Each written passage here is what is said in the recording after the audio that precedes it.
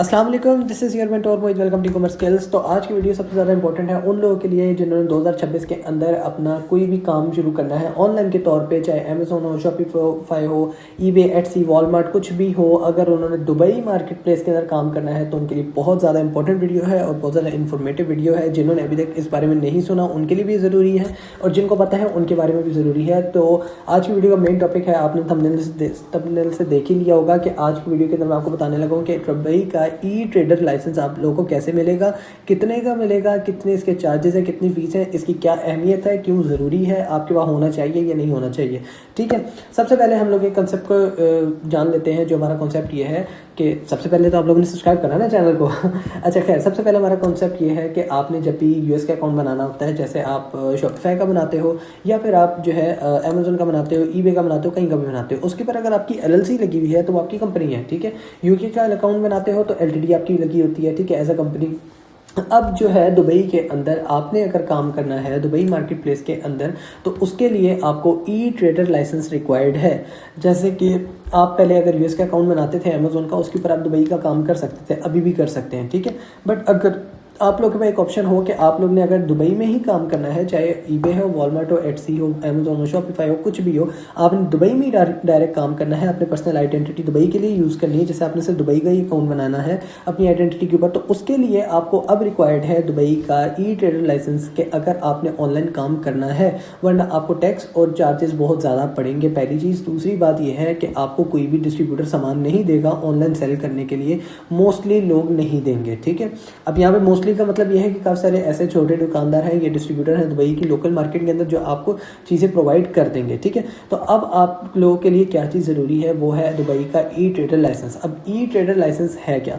ई trader licence ये है, जैसे ही आपने यूएस के अंदर एलएलसी बनाते हैं, यूके के लिए एलटीडी बनाते हैं, तो आपकी कंपनी रजिस्टर्ड हो जाती है। इसी तरीके से आपका दुबई के अंदर ई ट्रेडर लाइसेंस जब आपका बन जाएगा तो आपकी कंपनी बन जाएगी एक तरह से। अब आप इसके ऊपर अपना ब्रांड भी रजिस्टर करा सकते हैं, अपना ट्रेडमार्क को लोगो भी काम कर रजिस्टर करा सकते हैं। अब इसका बेनिफिट क्या है कि अगर आप इसको रजिस्टर कराते हैं तो उसके ऊपर आपने अगर चाइना से काम करना है, चाइना से लेके आपने दुबई की मार्केट प्लेस पे अपना पीएल लॉन्च करना है या अमेजोन पे काम करना है, कहीं पे करना है, एक तो आपको टैक्सेशन में रिलीफ मिलेगी।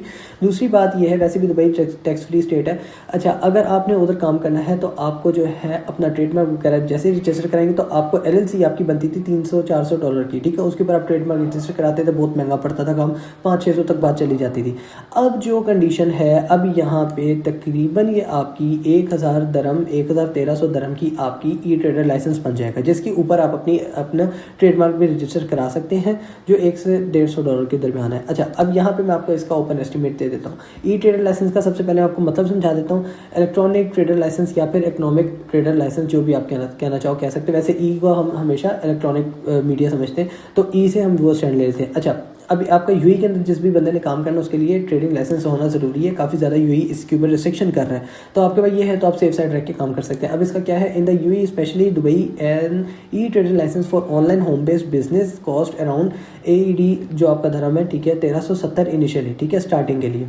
अच्छा, जिसमें 1070 दरम जो आपकी फ़ीस है वो लाइसेंस की फ़ीस है, और चैम्बर ऑफ कॉमर्स के अंदर आप ऐड हो जाएंगे, वो 300 दरम उसकी चार्जेस है। ठीक है, तो टोटल बन जाएगा 1370। अगर आपने आपके पास ई ट्रेडर लाइसेंस है, आपने लेना है, बेसिकली होता है इसलिए ऑनलाइन होम बेस्ड बिजनेस के लिए। जैसे आप वहाँ पे कुछ टाइम के लिए रह रहे हैं, एमिरेट्स आईडी के ऊपर आपने अकाउंट्स बनाए हुए हैं, सारा कुछ किया हुआ है, अब आपको उसको प्रूव करने के लिए, टैक्सेशन से बचने के लिए, बाकी चीज़ों से बचने के लिए आपको ई ट्रेडर लाइसेंस देना पड़ेगा। ठीक है, उसके लिए ये होगा।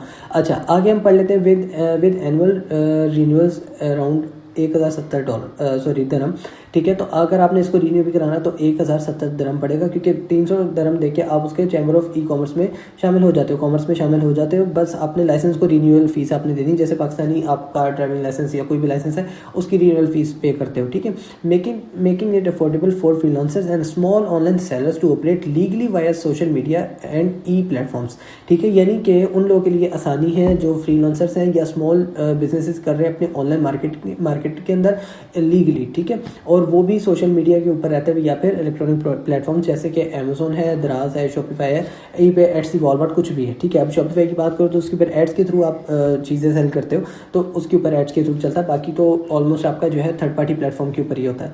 अच्छा, ये आपको समझ आ गई कि लाइसेंस क्यों ज़रूरी है। अब इसलिए ज़रूरी है कि आपको बाकी सारी चीज़ों से छुटकारा मिल जाएगा और अपने साल में इसको एक दफ़ा रीन्यू करवाना है। ठीक है, अच्छा जी, अब यहाँ पे आपको पता लग गया ई लाइसेंस का। अब आपने जो है इसके लिए रिक्वायरमेंट्स क्या है, तो इसके लिए क्योंकि काफ़ी ज़्यादा लोग मुझे 3-4 महीने से कहते हैं सर अब ई लाइसेंस जो है ना दुबई में आपको रिक्वायर्ड होता है काम करने के लिए, तो आप उसके ऊपर वीडियो बना दें।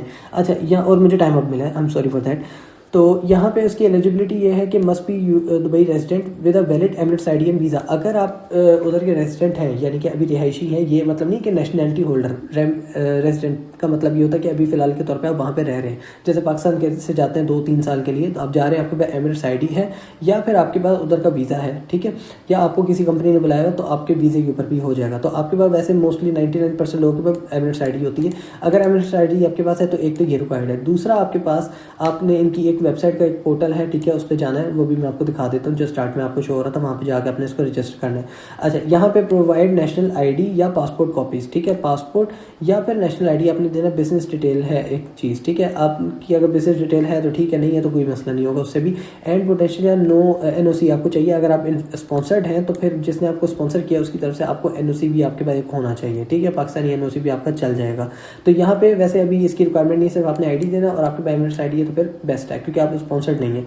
अच्छा जी, ये 2 चीज़ें आपको चाहिए। उसके बाद आपने जी focus on selling, business activity आपकी क्या होनी चाहिए, focus on selling your own products, selling services online, not other brands, ठीक है। आप अदर ब्रांड्स को टारगेट नहीं कर सकते, या तो आप सर्विसेज दे सकते हैं ऑनलाइन, जैसे मैं प्रोवाइड करता हूँ सर्विसेज वो दे सकता हूँ, या फिर अपनी ओन प्रोडक्ट्स यानी कि जो मेरी अपनी प्रोडक्ट्स हैं प्राइवेट लेवल के तौर पर उस पर काम कर सकता हूँ, ठीक है, ये चीज़ आपको चाहिए। आप थर्ड पार्टी ब्रांड्स को डायरेक्टली ऐसे टारगेट करके नहीं बेच सकते।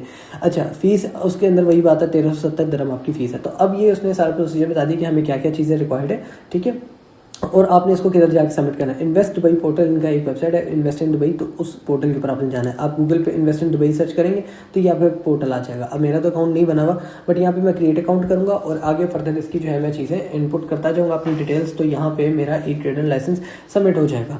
अच्छा, ये जो चार्जेस बनेंगे इसके ऑलमोस्ट बनेंगे 1,10,000 के करीब बनेगा ऑलमोस्ट, ठीक है, 1370 दिरहम इतने बनते हैं। अच्छा, अब ये बनेगा। अब इसमें आपको कंसेशन क्या है कि ये अगर आप पर मंथ के हिसाब से डिवाइड करके देखोगे तो पर मंथ आपको 10,000 का आपको ये पड़ेगा, और अगर आप रिन्यू भी कराते हैं तो 1,000 दिरहम इसकी जो है चार्जेस है, 1,070 दिरहम।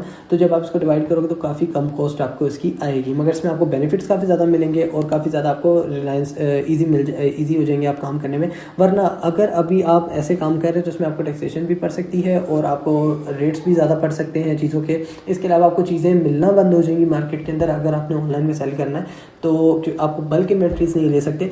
तो ये सारी इश्यूज़ अभी आपको देखने को मिलेंगे। तो जिसके पास भी चाहेंगे, जिस भी डिस्ट्रीब्यूटर के पास, वो आपसे आपका ई ट्रेडर लाइसेंस मांगेगा तो आपको देना लाजमी हो जाएगा, ठीक है। तो अगर कोई बंदा रजिस्टर करना चाहता है तो यहाँ पे आके कर सकता है। मैंने सारा प्रोसीजर भी बता दिया क्यों ज़रूरी है, कैसे चाहिए, आपने कहाँ पे इसकी रिक्वायरमेंट्स क्या है, कैसे इसको सबमिट करना, वो भी आपको सारी चीज़ें पता लग जाएंगी।